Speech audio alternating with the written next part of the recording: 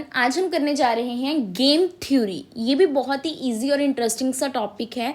And अगर हम बात करें एमकॉम की, बीकॉम की, तो एक क्वेश्चन आता है इसमें। तो बीकॉम में तो इसका ऑलमोस्ट प्रैक्टिकल पार्ट ही आता है, बट जब एमकॉम की बात करें तो एमकॉम में कई बार ए पार्ट बी पार्ट करके आ जाता है। ए पार्ट में आपकी थ्योरी आती है एंड बी पार्ट में आपका प्रैक्टिकल आ जाता है एंड वाइस वर्सा।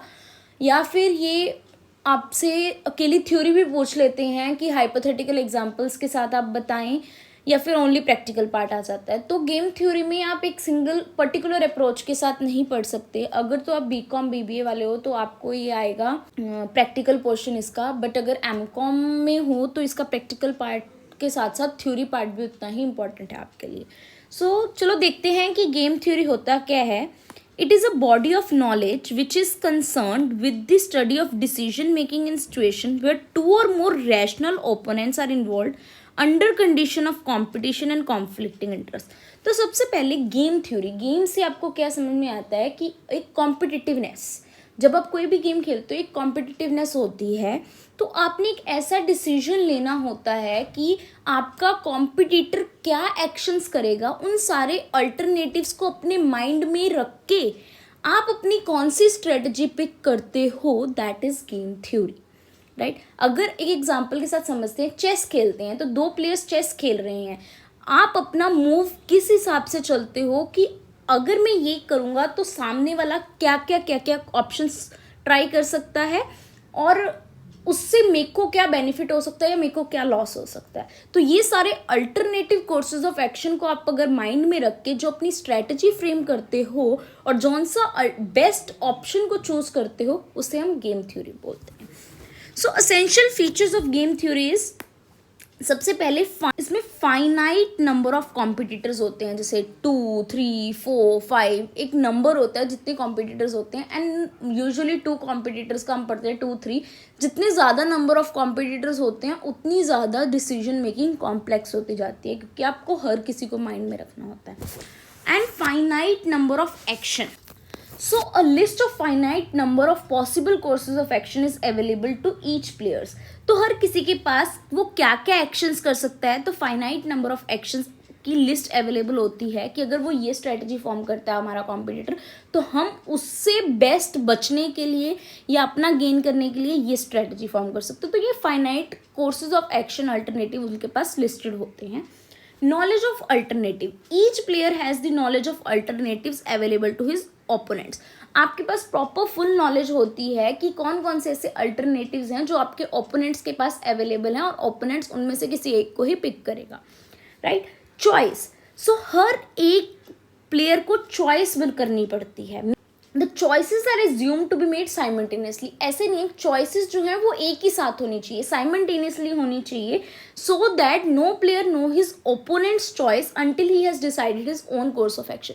आपको ये तो पता है कि उसके पास इतनी ऑप्शंस अवेलेबल हैं आपके ओपोनेंट के पास, बट जब आपने चॉइस करनी है तो आप एक साथ करते हो दोनों मिलके, ताकि आपको अपने ओपोनेंट की स्ट्रेटजी का पता नहीं होता, वो अनसर्टेन होती है। आपको ये पता है कि उसके पास ये ऑप्शंस अवेलेबल हैं, उनमें से वो कोई एक को पिक करेगा, तो आपने उन ऑप्शंस की कंसिडरेबली अपना आपको एनालिसिस करना और अपनी बेस्ट पिक करनी है स्ट्रेटजी, राइट। सो आप आउटकम और गेन, आपको या तो उस चॉइस जो भी आपने बनाई होगी, या तो उससे आपको गेन होगा और दूसरे को लॉस होगा, या दूसरे को गेन होगा अदर को लॉस होगा।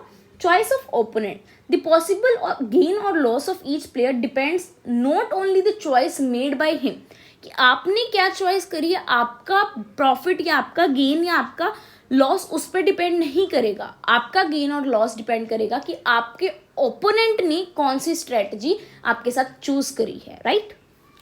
सो उस चॉइस ऑफ ओपोनेंट पे आपका गेन और लॉस डिपेंड होगा। इंटरडिपेंडेंट है आपका डिसीजन। आप कोई डिसीजन ले रहे हो, आपका ओपोनेंट अपनी अवेलेबल चॉइसेस में से कौन सा डिसीजन ले रहा है, उससे आपको पता लगेगा कि that whether you are gaining it और losing it, right. Next come 2-person zero sum game। 2-person zero sum game is a situation which involves 2 persons or players and gains made by 1 person is equals to the loss incurred by the other। 2-person sum game में क्या होता है कि आपका अगर gain हो रहा है और जितना आपका गेन हो रहा है उतना ही सामने वाले आपके कॉम्पिटिटर का लॉस हो रहा है. For example Coca Cola and Pepsi का लगाओ. देर आर बस कोका कोला एंड पेप्सी दो ही मार्केट प्लेयर्स हैं मार्केट में and they are struggling very hard to have their market share. Right, अगर कोका कोला का मार्केट शेयर 40% से इंक्रीज हो जाता है तो वो 40% किसका लॉस होगा? पेप्सी वालों का लॉस होगा जो कि कोका कोला ने एक्वायर करा है. सो एक का gain would be the loss of the other party. तो इसे हम बोलते हैं 2% zero sum game. n person games क्या होता है? A game involving n person is called n person games and 2% games ज़्यादा मोस्टली कॉमन है और जहाँ पे 2 से ज़्यादा प्लेयर्स इन्वॉल्व हो जाते हैं गेम में कॉम्प्लेक्सिटी सिचुएशन की इंक्रीज हो जाती है.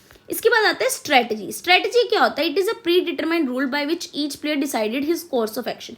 एक प्री डिटरमाइंड रूल है जिसमें हर प्लेयर अपना कोर्स ऑफ एक्शन डिसाइड करता है जो उसके पास लिस्ट अवेलेबल होती है. One course of action is selected out of various courses available to him is known as strategy.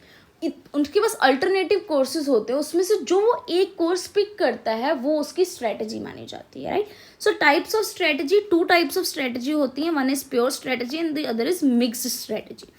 तो प्योर स्ट्रेटजी में क्या आता है? प्योर स्ट्रेटजी क्या होती है? ये एक ऐसा pre determined course of action होता है जो प्लेयर को एडवांस में पता होता है, न्यू इट एडवांस. और जो मिक्स स्ट्रेटजीज होती हैं उसमें प्लेयर को एडवांस में नहीं पता होता, जबकि वो प्रोबेबिलिटी के अकॉर्डिंगली वो अपने एक्शंस लेते हैं. So in mix strategy probability distribution is involve और प्योर स्ट्रेटजी में उनको प्री डिटरमाइंड पता होता है कि अगर मैं ये इतना करूँगा तो कॉम्पिटिटर अगर ये वाली स्ट्रेटजी पिक करता है तो मेरे को इतना बेनिफिट होगा, उसको इतना लॉस होगा, या उसको इतना बेनिफिट होगा, मेरे को इतना लॉस होगा. तो वो प्योर स्ट्रेटजी होती है. तो देखते हैं मैक्सिमिन. अब हम कुछ इंपॉर्टेंट चीज़ें डिस्कस करते हैं. द मैक्सिमिन प्रिंसिपल और मिनीमैक्स प्रिंसिपल. राइट, सो मैक्सिमिन क्राइटेरिया क्या होता है? जो मैक्सिमाइजिंग, एक चीज़ हमेशा माइंड में रखना, जो इधर लेफ्ट साइड में आप प्लेयर लोगे गेम में वो हमेशा गेन वाला होगा जिसका आपने गेन कैलकुलेट करना है, जिसको मैक्सिमम गेन प्रोवाइड करवाना है. और जो आपका राइट साइड दिस साइड होगा, ये प्लेयर होगा, जैसे प्लेयर बी है तो ये हमेशा लॉस इंकर करेगा. ये लॉस वाली पार्टी होगी, ये गेन वाली पार्टी होगी. राइट, तो आपने कभी भी अगर स्टेटमेंट से एक गेम फॉर्म करनी है या पे ऑफ मैट्रिक्स बनानी है तो आपको इस साइड लेफ्ट साइड पे हमेशा गेन वाली पार्टी रखनी है. तो अभी हमें एक सिचुएशन दे रखी है, हमने मैक्सिमिन और मिनीमैक्स प्रिंसिपल करना है. तो देखो इसमें हमने क्या करना है, सबसे पहले हमने जो ये रो है A1 की ये 3 स्ट्रेटजीज हैं और प्लेयर B1 की ये 2 स्ट्रेटजीज हैं. प्लेयर A1 स्ट्रेटजी को यूज़ करता है तो उसको 9 का गेन होगा और B1 को 9 का लॉस होगा. तो इस तरह से हमने देखना है कि हमारे प्लेयर A का मैक्सिमम गेन हो और इसका मिनिमम लॉस हो. सबसे पहले हम क्या करेंगे, हम A1 रो में मिनिमम एलिमेंट को देखेंगे. वो इसको यहाँ पे लिख लोगे 2. A2 में minimum element is 6 and A3 में minimum element is 4 and columns में will write the maximum elements. यहाँ पे 9 है एंड यहाँ पे 6 है. तो रो का मिनिमम एंड कॉलम मैक्सिमा इसको कहते हैं. तो रो में मिनिमम जो होगा, अब इस मिनिमम में हमने मैक्सिमम वैल्यू को मार्क कर लेना है. सो इस रो में जो हमारी मैक्सिमम वैल्यू है वो 6 है और इस कॉलम में जो मिनिमम वैल्यू है वो 6 है. पहले आपने रोज में से, फर्स्ट स्टेप आपने रोज में से आपने क्या चेक करना है, मिनिमम. एंड सेकंड कॉलम में से आपने क्या चेक करना है, मैक्सिमम वैल्यूज आपने राइट डाउन कर ली.